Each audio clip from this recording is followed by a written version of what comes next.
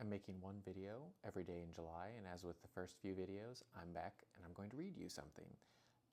I'm going to read a selection from Margaret Mitchell's Gone with the Wind, which was published in 1936, usually called the Great American Novel when people refer to it. I would also say it was the first significant book that I read, and I read it when I was 15, and the librarian at my high school library would not give it to me because it had the word damn in it, so I had to go get it from the town library instead. But what I think is interesting, the book drops you in, it begins right before formal hostilities in the Civil War in 1861. And the scene that I'm going to read from, the background is the landed gentry from a certain area of the South. Plantation owners are all together at a large barbecue, and they want to go to war with the North. They're looking forward to defeating the North. And so all of them are talking about how the North will fall instantly. And there's one character named Rhett Butler who is of ill repute with all the rest of these characters, and he has a different view. And the way that he talks about the North and South also resemble a lot of geopolitical conversations right now. So, one of the plantation owner's sons begins. So his name is Stuart Tarleton.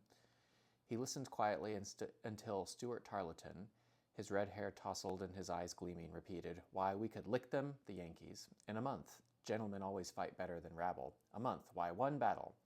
"Gentlemen," said Rhett Butler, in a flat drawl that bespoke his Charleston birth, not moving from his position against the tree or taking his hands from his pockets, "may I say a word?"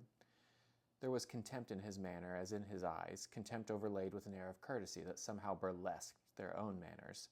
The group turned to him and accorded him the politeness always due an outsider. "Has any one of you gentlemen ever thought that there's not a cannon factory south of the Mason-Dixon line, or how few iron foundries there are in the South, or woolen mills, or cotton factories, or tanneries?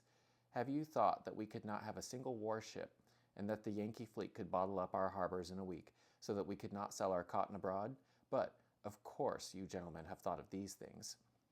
"Why, he means the boys are a passel of fools," thought Scarlett indignantly, the hot blood coming to her cheeks. "The trouble with most of us Southerners," continued Rhett Butler, "is that we either don't travel enough or we don't profit enough by our travels. Now, of course, all you gentlemen are well traveled, but what have you seen? Europe and New York and Philadelphia, and of course the ladies have been to Saratoga." He bowed slightly to the group under the arbor. "You've seen the hotels and the museums and the balls and the gambling houses, and you've come home believing that there's no place like the South. As for me, I was Charleston born, but I've spent the last few years in the North." His white teeth showed in a grin as though he realized that everyone present knew just why he no longer lived in Charleston, and cared not at all if they did know. "I have seen many things that you all have not seen.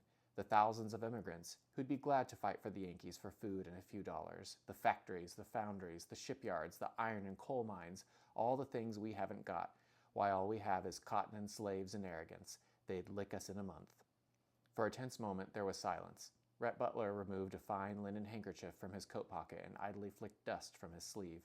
Then an ominous murmuring arose in the crowd, and from under the arbor came a humming as unmistakable as that of a hive of newly disturbed bees.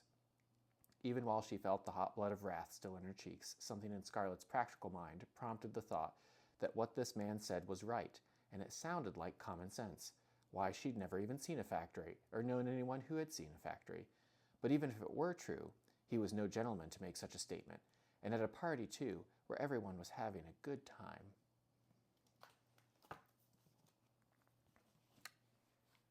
So, during the Civil War, the North was freedom's forge, just like America was in World War I and World War II. And so the interesting question is, where is freedom's forge now in the world?